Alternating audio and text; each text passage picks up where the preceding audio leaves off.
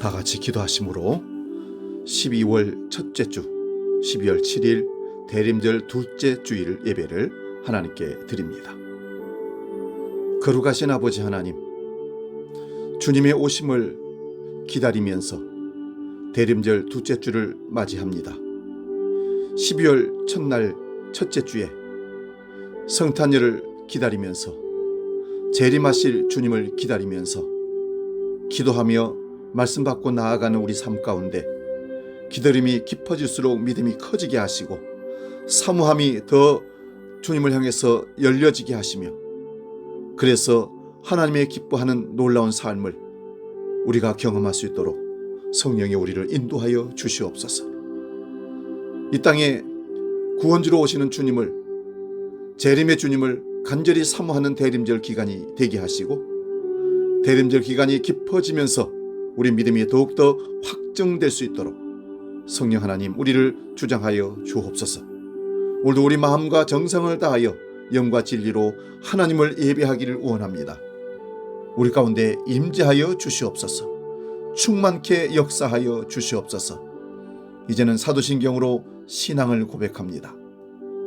나는 전능하신 아버지 하나님, 천지의 창조주를 믿습니다.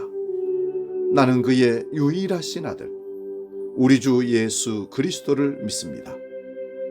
그는 성령으로 잉태되어 동정녀 마리아에게서 나시고 본디오 빌라도에게 고난을 받아 십자가에 못 박혀 죽으시고 장사된 지 사흘 만에 죽은 자 가운데서 다시 살아나셨으며 하늘에 오르시어 전능하신 아버지 하나님 우편에 앉아 계시다가 거기로부터 살아있는 자와 죽은 자를 심판하러 오십니다.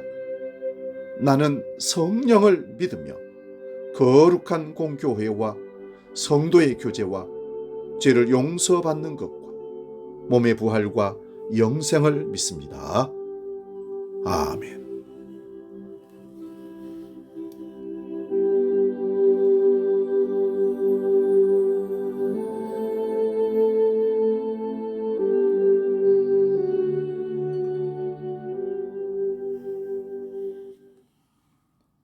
찬송가 452장 내 모든 소원 기도의 제목 함께 찬송합니다.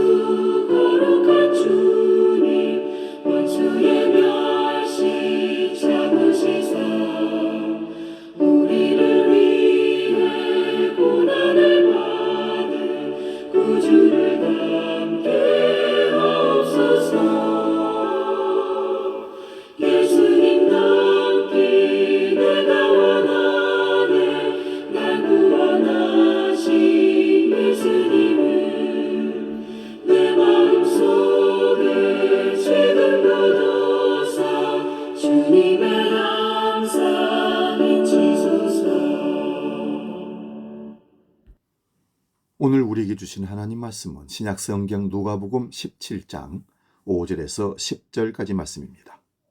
신약성경 124면에 있습니다. 누가복음 17장 5절에서 10절 봉독할 때에 살아계신 주님의 음성을 들을 수 있기 바랍니다. 지금 봉독합니다.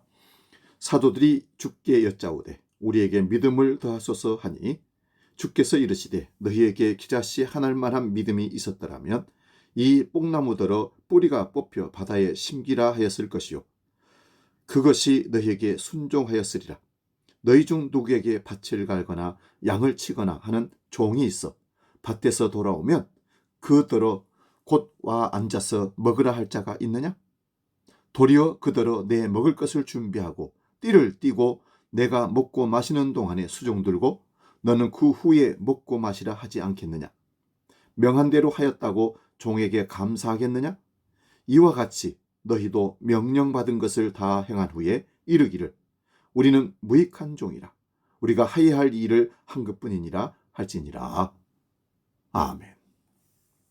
봉독한 말씀으로 극단적인 자기 낮춤, 이런 제목으로 대림절 둘째 주 말씀으로 받겠습니다. 예수님께서 인류 구원을 성취할 수 있었던 배경에는 예수님의 자기 비움과 자기 낮춤, 그리고 자기 부인이 있었습니다.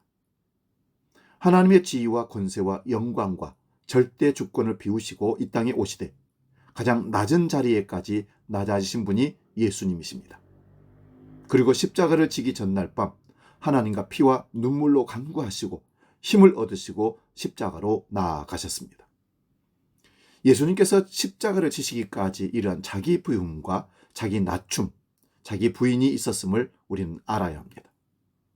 우리의 삶에도 이러한 자기 비움, 자기 낮춤, 자기 부인이 어떻게 적용되어야 할지를 고민하고 성찰하는 노력이 있어야 할 줄로 믿습니다.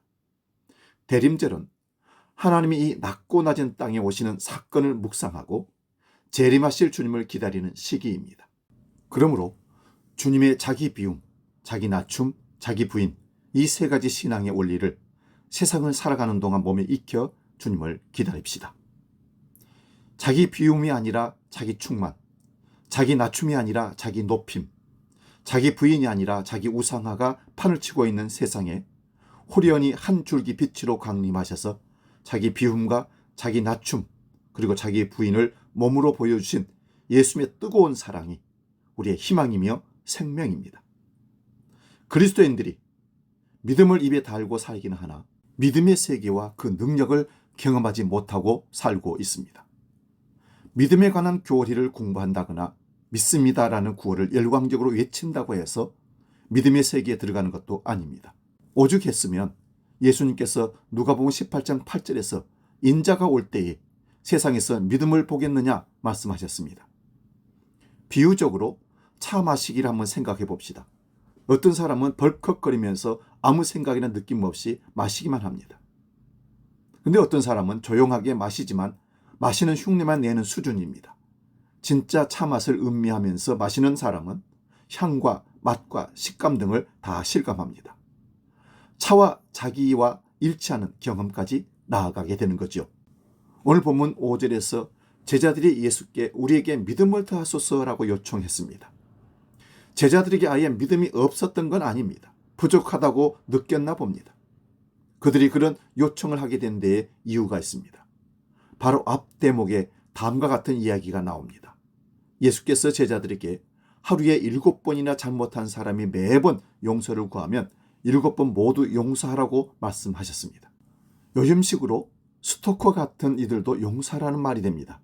이건 실제로 불가능한 일입니다. 무조건 용서하는 게 능사도 아닌데 이런 전반적인 상황을 모르지 않으셨을 텐데도 예수께서 제자들에게 7번 운운하시니까 제자들은 당혹스러워서 믿음을 더해달라고 말했나 봅니다. 그래서 예수님은 본문 6절에서 이렇게 대답하십니다. 너희에게 겨자씨 하나일 만한 믿음이 있었더라면 이 뽕나무더러 뿌리가 뽑혀 바다에 심기어라 하였을 것이요 그것이 너희에게 순종하였으리라. 예수께서는 7번 용서보다 더 어려운 것을 말씀하신 겁니다. 7번 용서는 강압으로 마지못해 할 수 있으나 무태서 자라는 뽕나무의 명령에서 바닷속으로 들어가게 할 수는 없습니다.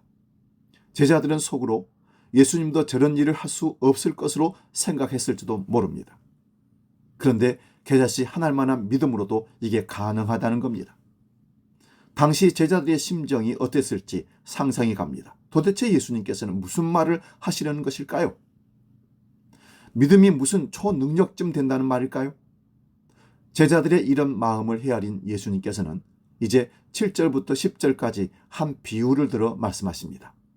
어떤 사람에게 종이 있었습니다. 종은 주인을 위해서 밭을 갈고 양을 키워야 했습니다. 종일 밭일을 끝내고 허기진 배를 안고 집으로 돌아왔습니다. 그는 차려놓은 밥을 먹을 수 없습니다. 피곤해도 주인을 위해서 밥을 준비해야 하고 주인이 밥 먹는 동안 시중을 들어야 합니다. 주인의 식사가 끝난 뒤에야 그는 밥을 먹을 수 있습니다. 이렇게 자기 일에 충실했다고 해서 주인이 종에게 고맙네 하고 말하지는 않습니다. 오늘날의 잣대로 본다면 인권유린입니다. 자기 집 종을 같은 인간으로 대하지 않는 주인의 행태는 인권이나 노동관계기관에 고발당해야 합니다.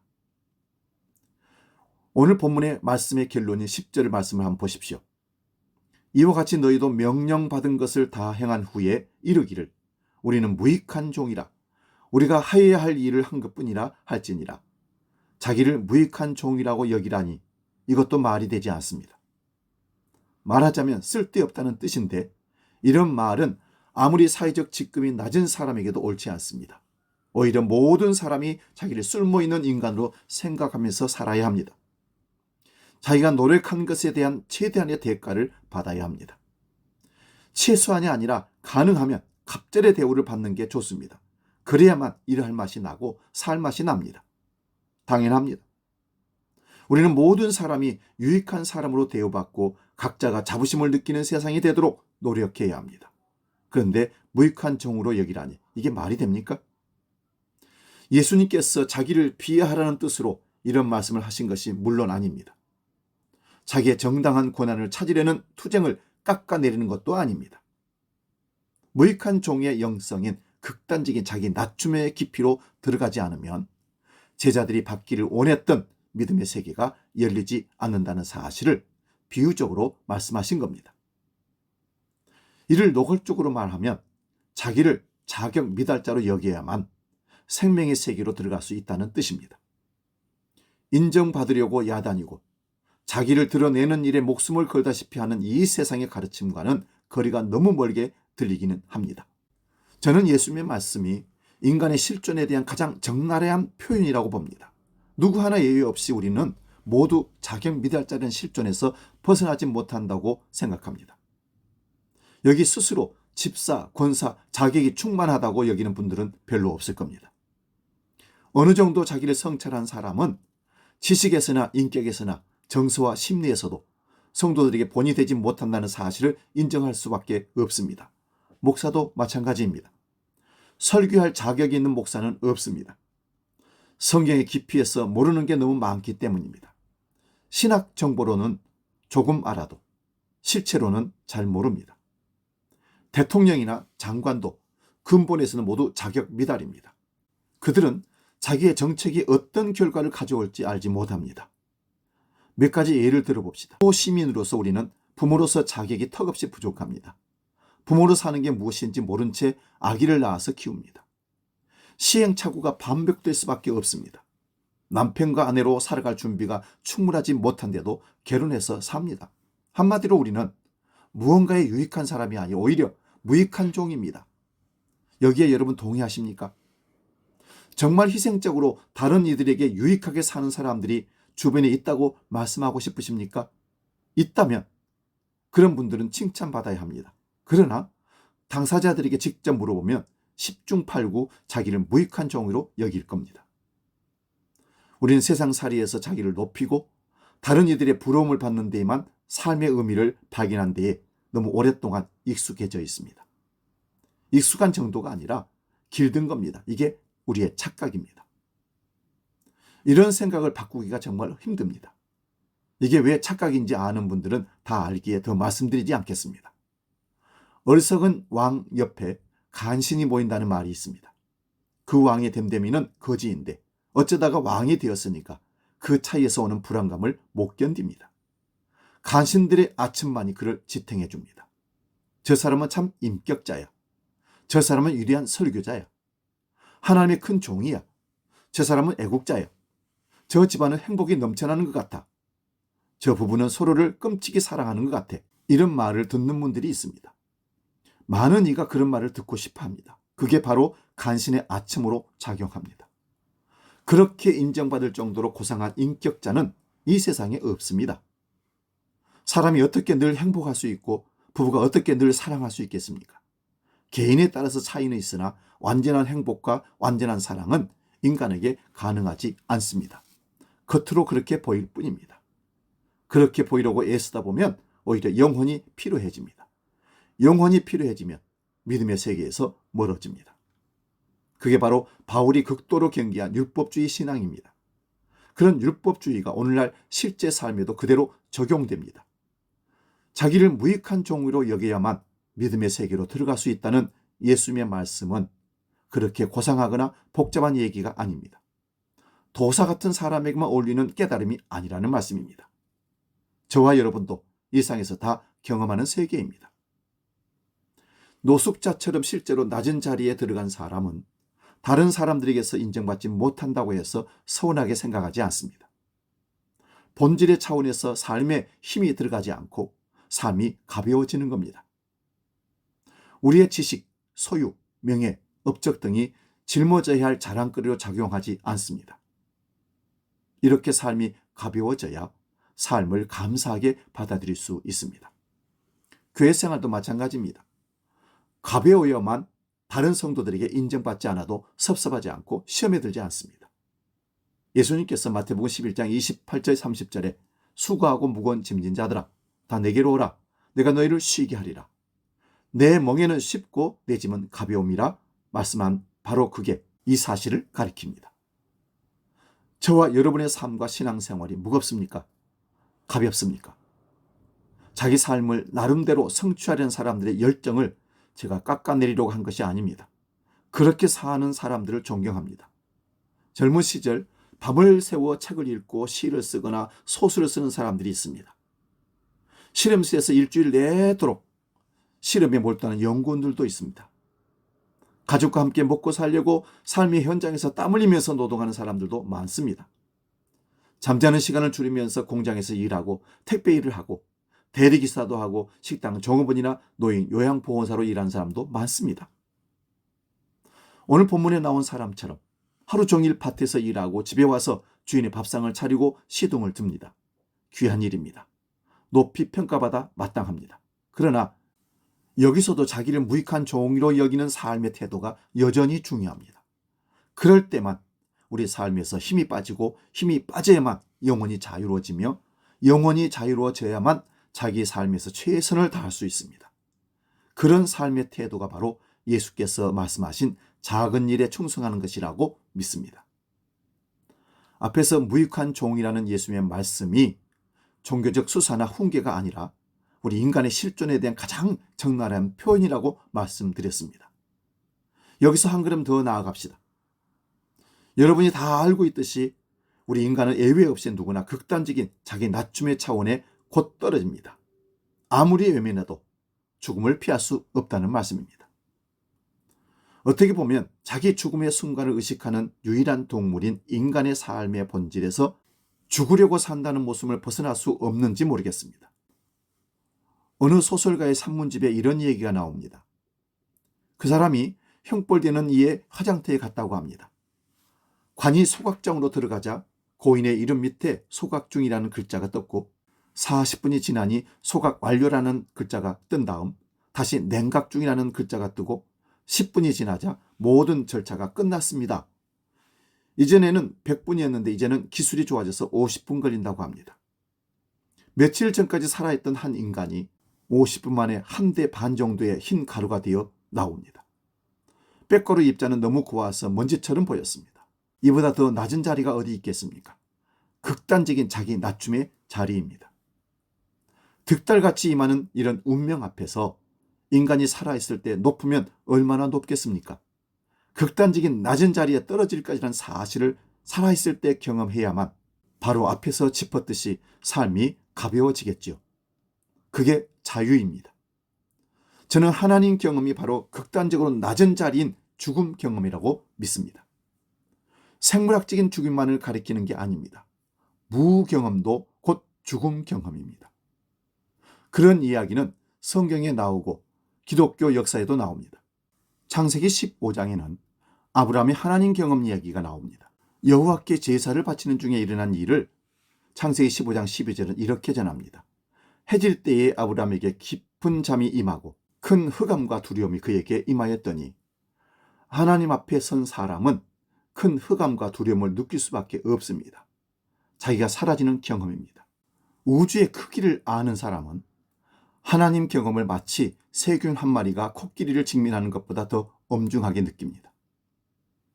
자기가 얼마나 작은 존재인지를 절감합니다. 궁극적으로 무익한 종이라고 고백할 수밖에 없습니다. 그런 깨달음이야말로 기독교의 죄의 교리가 말하는 핵심입니다. 죄의 본질은 교만입니다. 사람이 교만한 이유는 상대적으로 다른 일보다 내가 낫다고 생각하기 때문입니다.